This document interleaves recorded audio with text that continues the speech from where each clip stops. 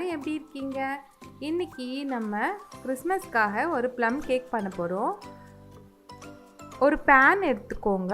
அதில் ஒரு 3 ஸ்பூன் அளவுக்கு சுகர் போட்டுருங்க. அப்படியே சிம்லே வச்சுருங்க. அது தானாக கேரமல் ஆகிடும்.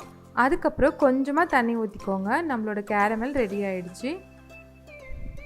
நான் இன்றைக்கி ட்ரை நட்ஸ்லாம் வச்சு தான் நான் கேக் பண்ண போகிறேன். என்கிட்ட கொஞ்சம் வால்நட், பிஸ்தா, முந்திரி, கிரேப்ஸ், பாதாம்லாம் இருந்தது. எல்லாம் எடுத்து வச்சுட்டேன். இது எல்லாத்தையும் பொடியாக கட் பண்ணிக்கோங்க. நிறைய நட்ஸ்லாம் போட்டு கேக் பண்ணும்போது செம்ம டேஸ்ட்டாக இருக்கும். 3 முட்டை எடுத்துக்கோங்க. மஞ்சக்கரு, வெள்ளைக்கரு எல்லாத்தையும் ஒன்றா தான் நான் இந்த முறை பீட் பண்ண போகிறேன். அதனால் நல்லா 3 முட்டை அப்படியே எடுத்துக்கோங்க. இப்போ அந்த முட்டையை நல்லா பீட் பண்ணிக்கோங்க. அது கூட நம்ம பொடி பண்ணி வச்சுருக்க சுகரை சேர்த்துக்கலாம். 1 கப்பு மைதாக்கு 1/2 கப் சுகர் எடுத்துக்கோங்க. இந்த முட்டை கூட இந்த சுகர் போட்டு நல்லா மிக்ஸ் ஆனதுக்கப்புறம் ஒரு 50 ml அளவுக்கு நான் எண்ணெய் எடுத்து வச்சுருக்கேன், வெஜிடபிள் ஆயில். அதையும் அது கூட சேர்த்துக்கோங்க. இது கூட 1 ஸ்பூன் அளவுக்கு லெமன் ஜூஸ் ஊற்றிக்கோங்க. ஒரு 100 ml பாலும் இதில் சேர்த்துக்கலாம். இப்போ இதை நல்லா மிக்ஸ் பண்ணிக்கலாம். பால், முட்டை, எண்ணெய்லாம் நல்லா மிக்ஸ் ஆகிடுச்சு. 1 கப் மைதா மாவுக்கு 1 ஸ்பூன் அளவுக்கு பேக்கிங் பவுடர் போட்டுக்கலாம். கொஞ்சமாக பேக்கிங் சோடா, கொஞ்சம் சால்ட், அப்புறம் ஒரு 1/2 ஸ்பூன் அளவுக்கு பட்டை பவுடர் போட்டுக்கலாம். அதை நல்லா மிக்ஸ் பண்ணதுக்கப்புறம் நம்ம ரெடி பண்ணி வச்சுருக்க சுகர் சிரப்பையும் இதிலே ஊற்றிக்கலாம். இது கூட கொஞ்சம் வெனிலா எசன்ஸும் சேர்த்துக்கலாம். லாஸ்ட்டில் நம்ம எடுத்து வச்சுருக்க ட்ரை நட்ஸ்லாம் சேர்த்துட்டு நம்ம கேக் மோல்டில் ஃபில் பண்ணிக்கலாம்.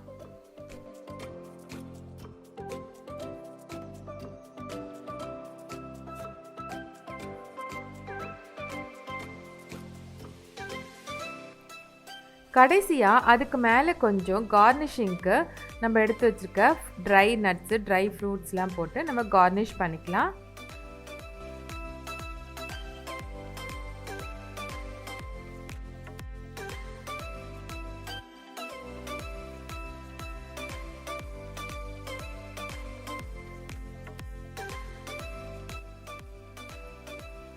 அவனை ப்ரீஹீட் பண்ணிவிட்டு கன்வெக்ஷன் மோடில் 160 டிகிரி செல்சியஸ் வச்சுட்டு 25 மினிட்ஸ் வச்சுருந்தேன். இப்போ நம்ம பேட்டரை உள்ளே வச்சு நம்ம செட் பண்ணிடலாம்.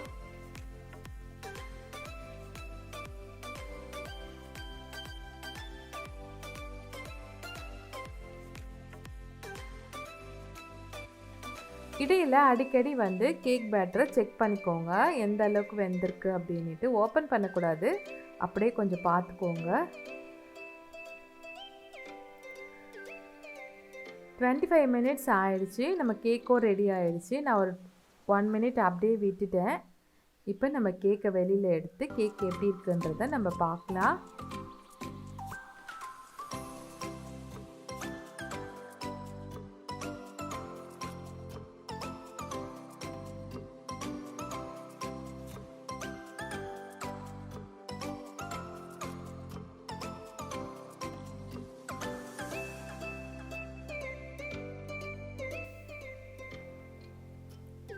கொஞ்ச நேரம் கேக் ஆற விட்டுட்டு சைடெல்லாம் நல்லா எடுத்து விட்டுருங்க. அப்போ கேக் வெளியில் எடுக்கிறதுக்கு கொஞ்சம் ஈஸியாக இருக்கும்.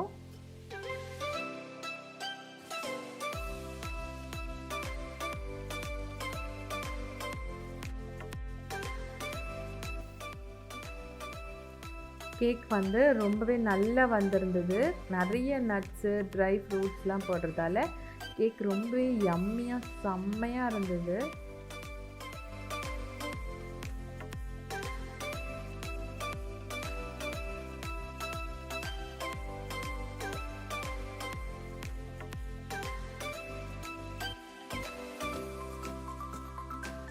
நீங்களும் இந்த கேக்கை உங்கள் வீட்டில் ட்ரை பண்ணி பாருங்கள். அவன் இல்லைனாலும் பரவாயில்ல, நம்ம கேஸ் ஸ்டவ்லேயே பேன்லேயே செய்ய முடியும். நீங்களும் இந்த கேக்கை கண்டிப்பாக ட்ரை பண்ணி பாருங்கள். ரொம்பவே சூப்பராக இருந்தது.